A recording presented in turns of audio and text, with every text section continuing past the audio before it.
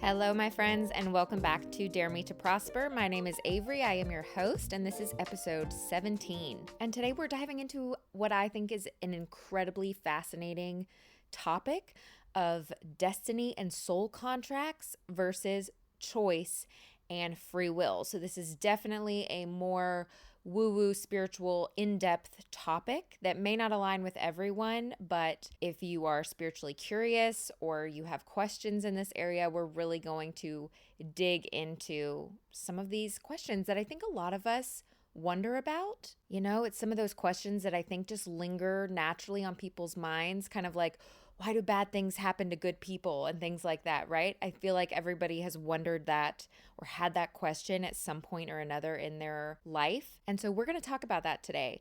As a disclaimer, of course, these are my personal beliefs. I'm not trying to convince anybody to believe what I believe, but after much soul searching and research and forming of my own beliefs, this is what I have come to understand. And I feel very happy and very comfortable with this topic. So I'm excited to talk about it, especially coming from a more Christian background where the narrative is very much so kind of, it's all in God's hands, it's God's plan, it's God's timing.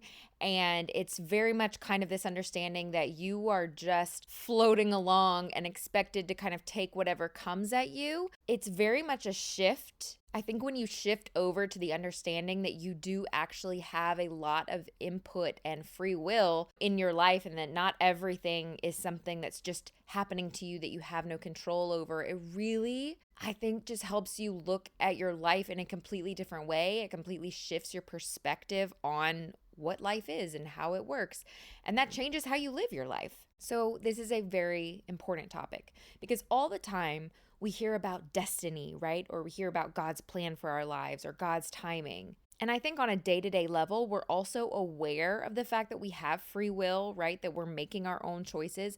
But what's not very clear is how those two ideas are interacting with each other day in and day out, year after year. How much of our lives are God's will or soul contracts, and how much of our lives is free will that our own choices, where our own choices are actively changing the things around us, and how do those things work together, right? Because it is both. It is both of those things that are weaving together throughout our lives to create what our lives end up being and how they end up looking. So that's what we're going to talk about today and hopefully get a better understanding about how your choices affect your life versus maybe what you are not in control of, or I would say not in control of maybe on a conscious level, although I very much believe you are in control of on a soul level, even if we're not conscious of how much control we have. But either way, it's how we're being both guided and also yet completely responsible for how our life goes. And what you believe about these topics is so important because it influences, again, how you see your life, how you see your purpose, how you look at your relationships, how you look at your struggles, how easily you come back from difficult times in your life. Those beliefs, how much control you believe you have, affects whether or not you kind of see yourself as a victim or whether you see yourself as the person in the driver's seat. You know, every reaction that you have to things that happen in your life goes back to ultimately what are your deeper beliefs around this topic. Do you feel trapped by fate or do you feel empowered to create your own reality? So let's talk about what even is a soul contract, if that's not a term that you are familiar with. A soul contract is the belief, the understanding that before we incarnate, so we're also assuming that we all reincarnate lifetime after lifetime, before we incarnate, we agree to certain experiences, certain challenges, certain relationships for the purpose of our soul's evolution.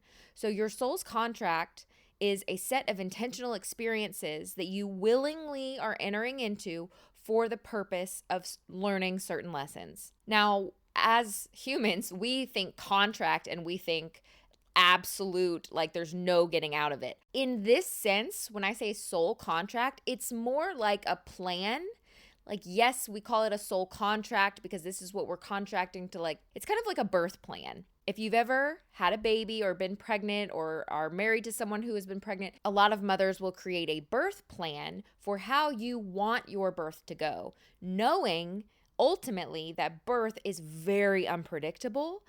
And ultimately, the baby is going to come out in some way, shape, or form. Like, we know at the end of the day, that goal will happen, right? The baby's going to come out. How the baby comes out and what that looks like and whether it goes according to plan or not is honestly totally up in the air. You're still encouraged to create a birth plan because it's helpful to know what your intentions are and how you want it to go, but you have to hold it very loosely because it just so often does not go that way. So it's kind of like that.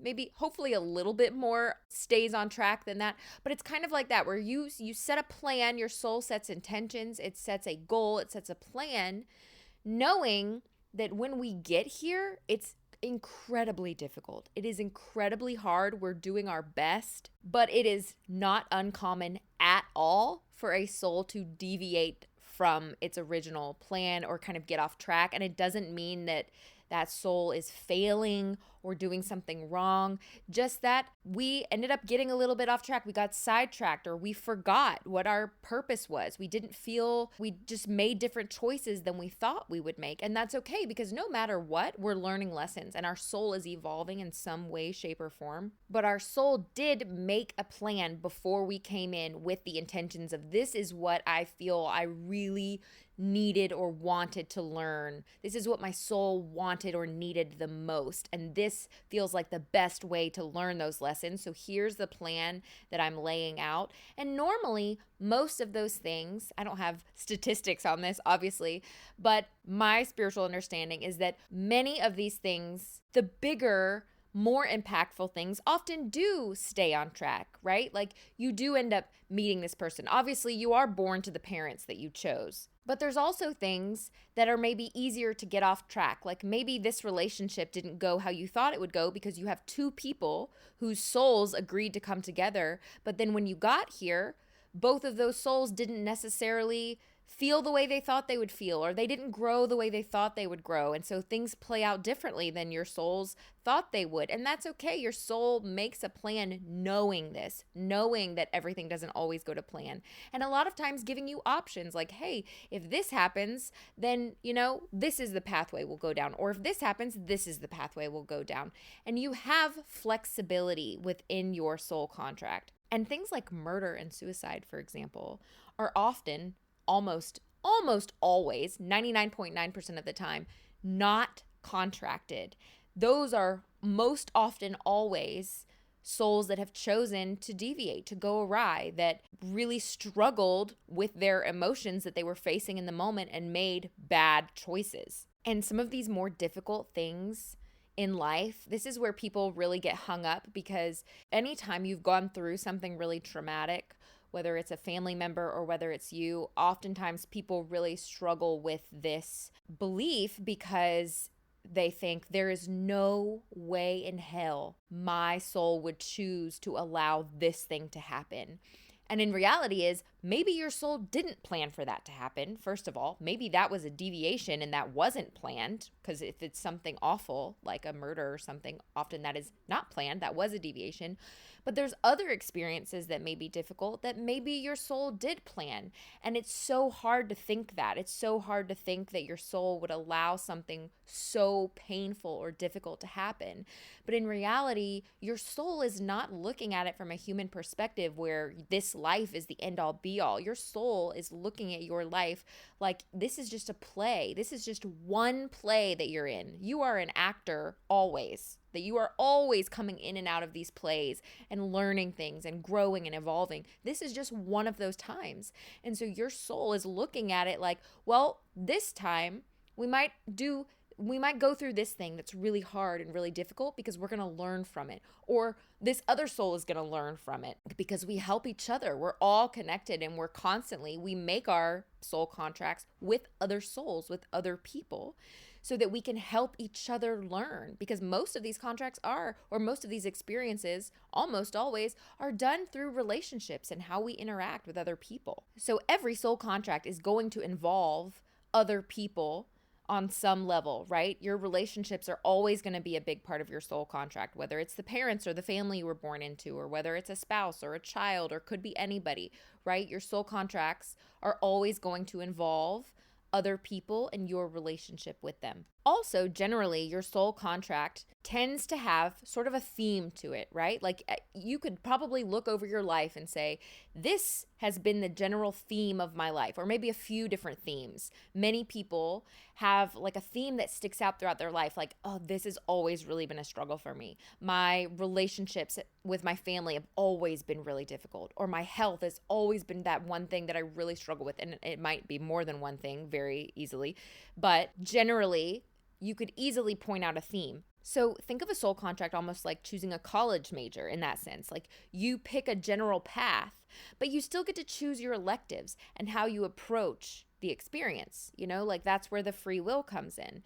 So your soul contract might be, you lay out this timeline of your life and you put in some major themes and you put in some highlight points. Like I definitely am going to have 1 or 2 children. I'm definitely going to have this one really impactful relationship. I'm definitely going to, have this happen in my life. That'll be a really big learning point. But then it's kind of like your player goes in and then you get to navigate, okay, well, I'm going to hit that pit stop, but do I want to go this way or do I want to go that way? And you'll get 2 totally different experiences. And that's your free will getting to choose, okay, I'm going to hit all these points along the way. That's the goal. That's the plan. But it's my choice. It's my conscious human choice. That's your free will, right? Because it was still your choice. Your soul very much lined these things out for you. But it's still your free will, your human free will to go, okay, well, how do I want to navigate through these checkpoints? So not every detail of your life is planned out or written, but big picture themes, people you love, your overall purpose, your overall challenges are likely going to be part of that bigger plan. And many people also feel a strong pull towards their quote unquote destiny, like the thing, part of your purpose that you really your soul really wanted to accomplish. So you really wanted to have this sort of impact on the world. Your soul really wanted to express itself through art, or your soul really wanted to have a platform to speak to people, or your soul really just wanted to share its story of the experience that it went through to help other people, or your soul is a healer and you just want to help people heal. Like it could be literally anything, but many times that inner feeling that you have, or you feel like, oh, I just feel like I've always wanted to do this. And you may not have that. You may not. But many people do have that inner feeling of like, this is my purpose. I feel so called to this. I feel so driven to this end. That often is part of your soul's imprint that it wanted to have on the world. And let's talk about lessons for a little bit, because I did a whole episode on like life lessons and things like that. Episode 12 is all about life lessons and soul contracts. So if you're interested in this topic, definitely go back and listen to that one. So I won't rehash the whole thing, but learning lessons is a huge part of your soul's contract.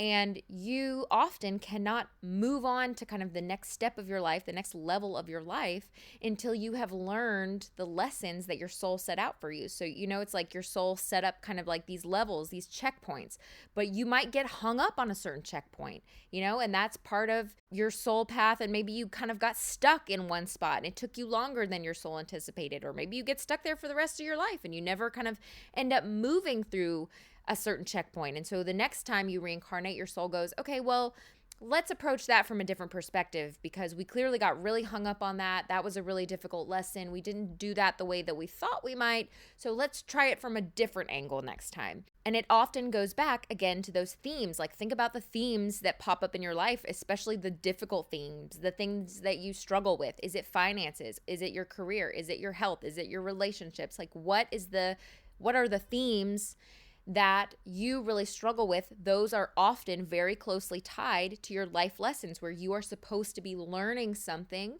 to help you overcome that struggle. That is very much often your clue one of your clues, because that's how we learn. We often learn through struggle. Unfortunately, when things are easy, we just don't learn very well. It takes an obstacle or something blocking our way for us to go, oh, we need to change something here. We need to shift something here to get past this obstacle. So we change and we shift and we evolve and we grow to get around the obstacle. That is how we learn. So pay attention to those clues in your life. And so where does free will come in, right? Because we've talked about now how, like, what some people might call God's plan. I would say the term God's plan is kind of interchangeable with your soul's contract or your plan, right? Because we are all part of God. We are this interconnected web that make up this source, this universe, this God, right? It's all very much connected. It's like we're all part of this massive,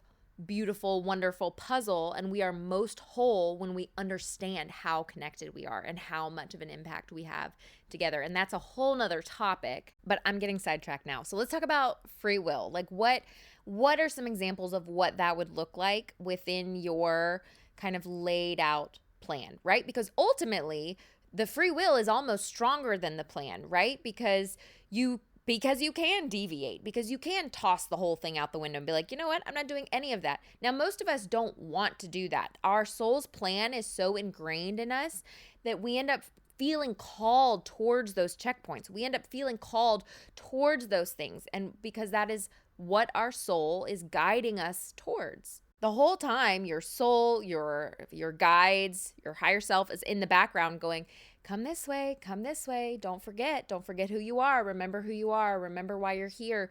It's like these whispers, whether you consciously hear them or not, those tugs on your heart, those, inclinations that you have are often your soul kind of guiding you forward. Now, that often might guide you towards something uncomfortable because you need to learn a lesson or you need to change something. And so oftentimes people will avoid, they will avoid those inclinations. They'll feel called to something, but they don't want to feel uncomfortable. So they choose not to change. And they just go around their life in this big kind of hamster wheel of sorts, feeling the call but not changing, feeling inclined to do something but not doing it, and kind of riding that wheel the whole time. And you could go the rest of your life on a hamster wheel where you never really get to the next phase. You never really get to the next level because you ignored doing the things that you felt like you were supposed to do because it was just too uncomfortable, or you just never trusted your intuition. So in that way, your free will can very much override whatever it is that your soul planned to do. But again, usually your soul's plan is not something that feels completely far-fetched or completely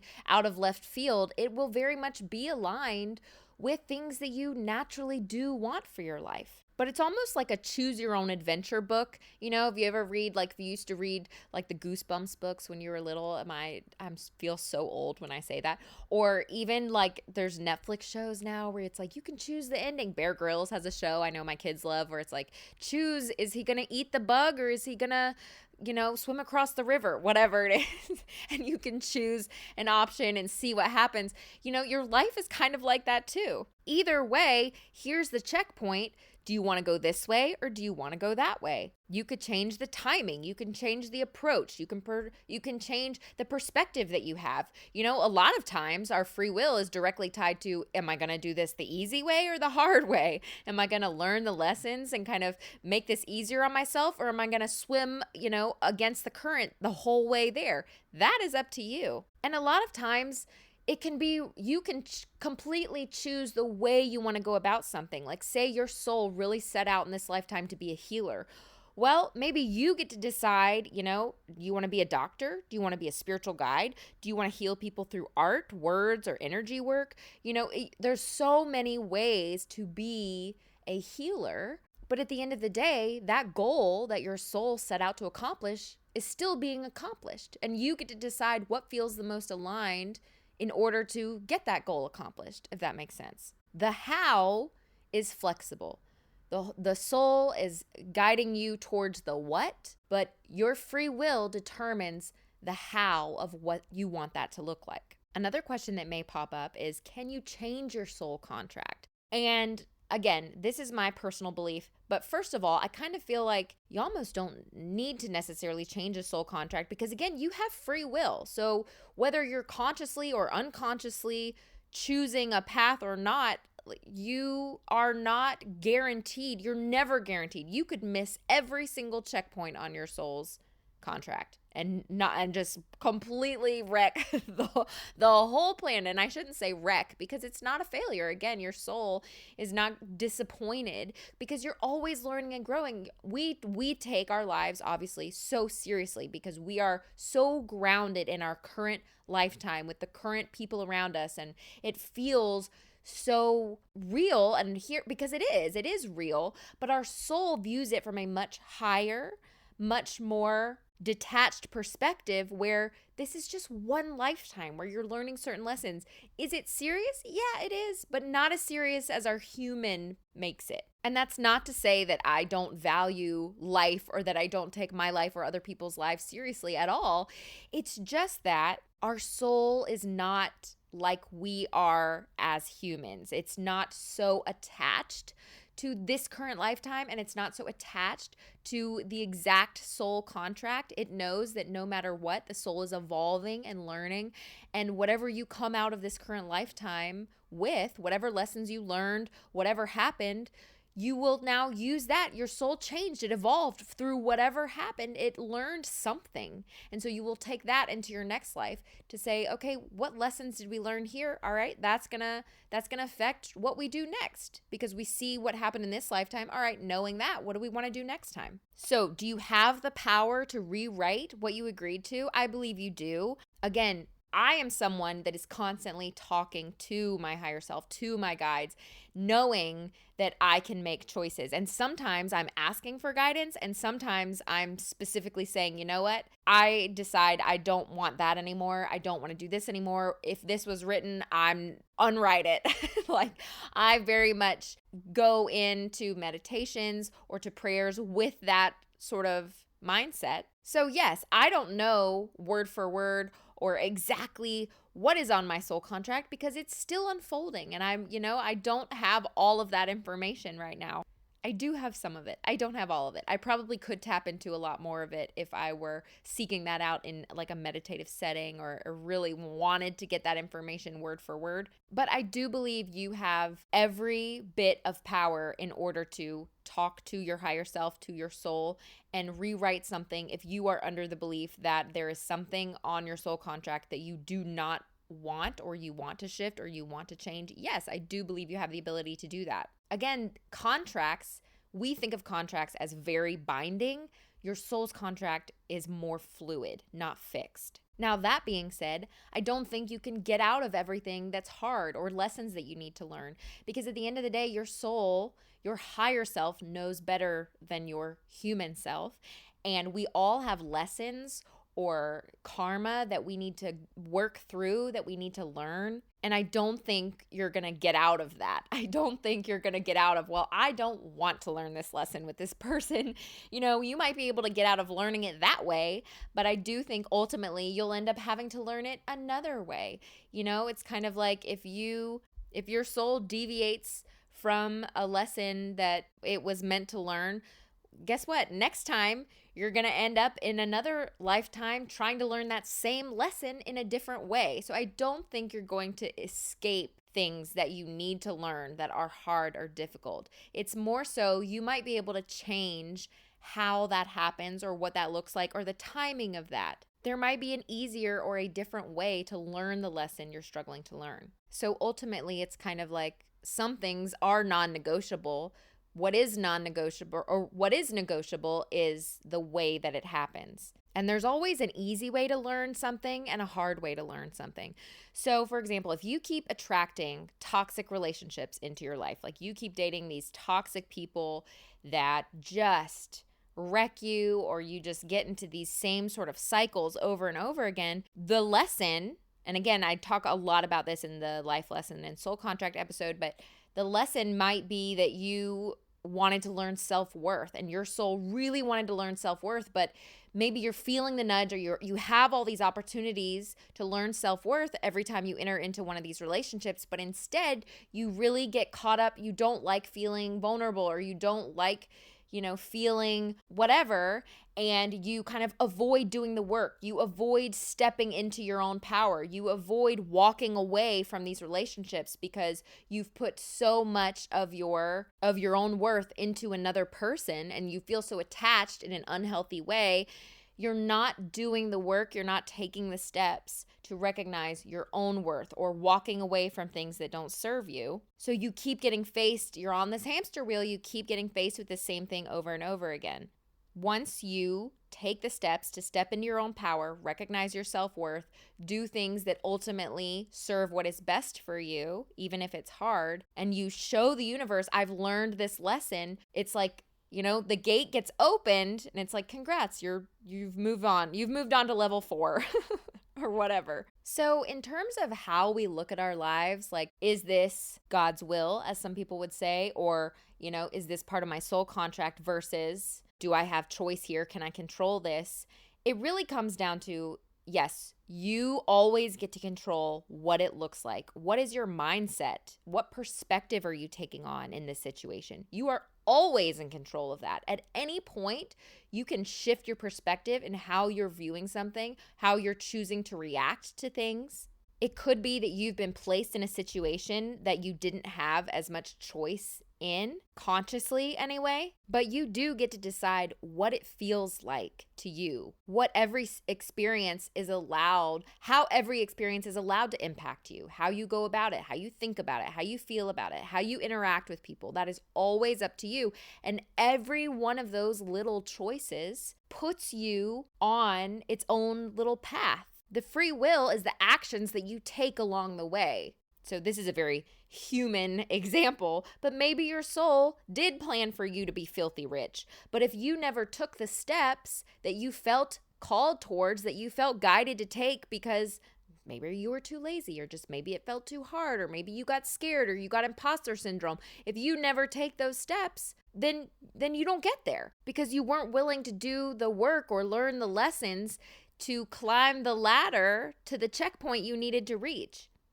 And oftentimes that's not our soul's primary goal anyways, but it's just a reminder that you are in the driver's seat. Not everything is, yes, your soul did place you, in certain situations or with certain people, but at the end of the day, don't forget, you get to choose how you engage with every step along the way. So instead of saying, is this fate? Was I meant to be here? Think of it as, if my soul did plan this out for me, what am I supposed to learn from this? How can I engage in this in the most aligned and positive way? What can I come out of this having learned? Because the sooner you learn a lesson, the sooner you get to move forward. And use your intuition, use your emotional feelings as a guide. When something feels aligned, it's often because you are on the right path. It feels aligned because you are in line with where your soul wanted you to be. When you feel bad, when you feel emotionally like really distraught, or, and I'm not saying that we never feel sad or we never grieve or things like that, but, when you have these long periods of time where you just don't feel right, often that is your body cluing you in, you're not aligned. You're not where you had planned on being, even if that's just an emotional frequency alignment, right? It doesn't mean you're living in the wrong city, you have the wrong job, you're married to the wrong person. Not necessarily, but somewhere you're not aligned. Like, I know from my own personal soul's path, right, from diving into this topic, that I spent a lot of years not necessarily taking the wrong actions, but it took me a lot longer to step into self-worth than I had planned on. I spent a long time reacting to my environment instead of stepping into who I was meant to be and kind of learning from the lesson. I kept that victim mindset and that poor me mindset from my difficult childhood or from certain experiences, and I wore that for a lot longer than my soul planned. My soul knew that I was always meant to step into a certain energy, right? Of having the self-worth, of being able to speak out and share my voice and do these things. But it just took me a lot longer to get there. So it might not even be that you are doing things wrong or that you made a wrong turn. It might just be that you are embodying old energy that you are meant to have moved on from already. Where do you feel unaligned? Where do you feel like something isn't quite the way it's supposed to be? And dig into that and think about, what do I feel like my soul wanted me to learn here? What path do I feel like I'm supposed to be on? And really trust your intuition. Really trust those gut feelings and those gut thoughts that come in that feel like, I feel called in this direction. I feel intuitively like I'm supposed to be doing this, or like I'm supposed to be this really strong leader of a person. Whatever it is, pay attention to that. You are both the architect and the adventurer, right? The main character of your life. The blueprint existed when you got here, but you hold the pen. You are ultimately writing out what's going to happen. You have the last say. You and your free will have the final say of what actually plays out here. But your soul gave you a path that was intended for your highest good, for your most successful, most evolved life, where you learn the most, where you step into the most personal power, where you evolve and become the best version of yourself. Your soul gave you that outline. So following your intuition and paying attention to that will allow you to get there and to stay on track, so to speak.